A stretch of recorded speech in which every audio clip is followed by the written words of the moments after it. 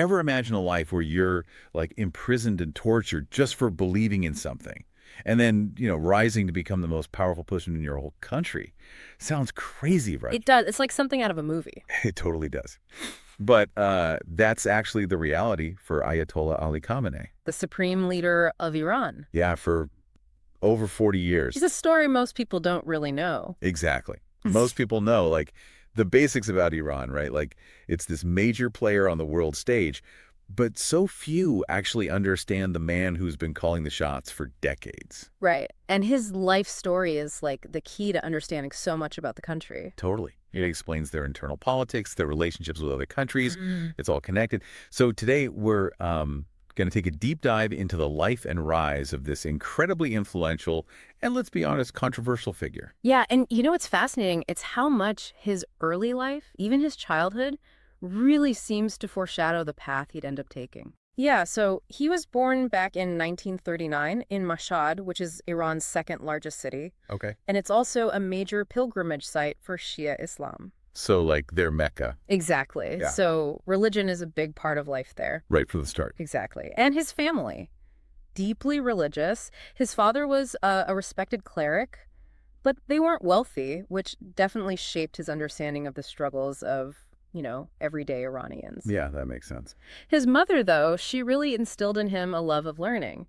And get this, he enters the seminary at just 11 years old. 11. Wow. I mean, most kids that age are, like, thinking about their favorite video game, not dedicating their life to religious study. Right. It shows a serious level of commitment even then. For sure. And it was in the seminary where he met people who would shape the future of Iran, including Ayatollah Khamenei. The leader of the Islamic Revolution. Yeah, that connection's going to be huge later on. Okay, so let's talk about Khamenei's actual involvement in the revolution. Yeah, this wasn't just showing up to a few protests, This was putting his life on the line. Exactly. High-stakes resistance. Real consequences. Wow. He was super active in the movement against the Shah's rule, and he definitely paid the price. What do you mean? Multiple arrests, torture at the hands of the Shah's secret police, Savak. That's heavy stuff. It really solidified his opposition to the regime, shaped his whole worldview. It makes you realize how intense things were back then. Yeah, for sure. And then, boom, 1979, the Islamic Revolution wins. A total turning point for Iran. And for Khamenei, it's like a launch pad to power. He jumps into important roles in the new Islamic Republic right away. Like what? He was on the Revolutionary Council, making big decisions from the get-go. Then he was deputy defense minister. Wow. He even led Friday prayers in Tehran, putting him right in front of everyone. So he was at the center of this brand new Iran. Absolutely. But then, 1981, things take a dark turn. There's this assassination attempt. Oh, right. I'd read about that. So picture this. A bomb, hidden in a tape recorder, explodes right near him, nearly kills him, and his right arm is permanently paralyzed. That's insane. It makes you think about how dangerous those early years of the revolution really were. Yeah, no kidding. And that same year, the president and the prime minister, they're both assassinated. It's like total chaos. And right in the middle of all that, Khamenei is elected president. And he wins with 95% of the vote, right? Like, there's got to be some kind of record. In an election where he's the only candidate. So yeah, pretty clear sign of the political climate, huh? It's wild. And even though the presidency wasn't as powerful as the prime minister's position back then, it still really solidified his place in the new regime. Makes sense. But even with all that, his presidency wasn't like a walk in the park. He kept clashing with Prime Minister Mousavi. Really? Yeah, their personalities and political views, they were just oil and water. Oh, wow. That's foreshadowing for sure. Totally.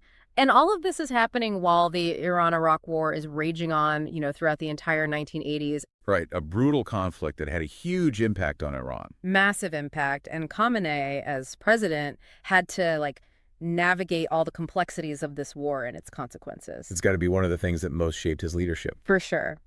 And then, 1989, Ayatollah Khamenei dies. The leader of the revolution. Yeah, and it leaves this huge leadership vacuum. Right, like who's going to take over? It was a time of total uncertainty. And it all came down to the assembly of experts. Yep, they're the ones who picked the supreme leader. And eventually, they choose Khamenei. Interesting. But it wasn't a slam dunk. Some people argued he wasn't senior enough, religiously speaking. Like he wasn't qualified? Yeah, they questioned if he was really up to the job for a position that powerful. Right, right. And that's where this idea of vilayat faqih comes in. Which is, It's this core belief in the Islamic Republic that the most knowledgeable religious figure should be the one leading the nation. okay. So to deal with these concerns about Khamenei, they actually changed the constitution. Yeah, they put more emphasis on political skills, not just religious credentials for the supreme leader. Interesting. So Khamenei becomes the supreme leader of Iran, and he ends up holding that position for like the next 35 years. It's crazy how long that is. That's a lot of time to shape a country. For sure.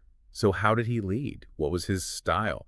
He had to balance, upholding the revolution with actually running a country in a world that's constantly changing. Well, a lot of people describe him as this mix of like pragmatism and conservatism. Meaning what?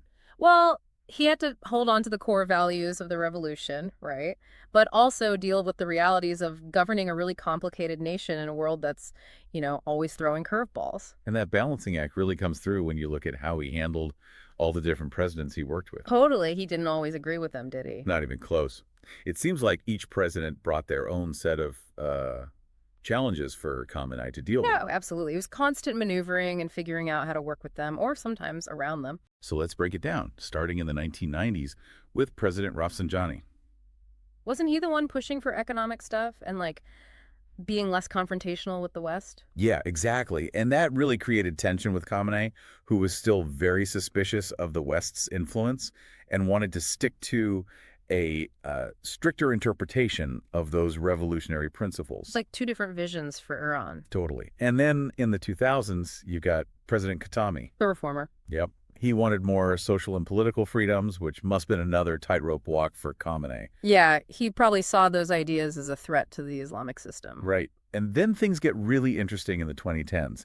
Initially, Khamenei had a strong alliance with President Ahmadinejad. He was quite a character. He was a hardliner, super distrustful of the West, just like Khamenei. Birds of a feather. Exactly. Yeah. But even that partnership, that seemingly solid alliance, it fell apart big time. Really? What happened? Power struggle. They ended up going head to head. Wow.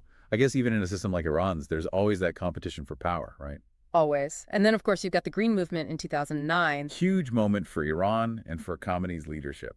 It was a major test. All those protests challenging the election results, it really shook things up. The scale of those protests, it was unlike anything Iran had seen before. And Khamenei's response, he cracked down hard. It stopped the protests, but it also showed everyone just how much tension was bubbling under the surface, especially among young people. Right, and I think those events still have an impact on Iran today. Totally. And then more recently, you've got the protests sparked by Masa Amini's death in 2022. Right, right. That was a direct challenge to Khamenei and the entire system. And his response, it was very telling. Yeah, he framed the protests as these threats to Iran's independence. It really shows how he sees these internal challenges, right? Like any dissent is a danger to the country. Exactly. It makes you wonder how sustainable that approach really is, especially considering Khamenei is now in his mid-80s. And there are all these reports about his health declining. It makes you think, what happens to Iran after Khamenei? It's a question with global implications, that's for sure. Yeah, no kidding. What a story. We'll have to dig into that more in the next part of our deep dive.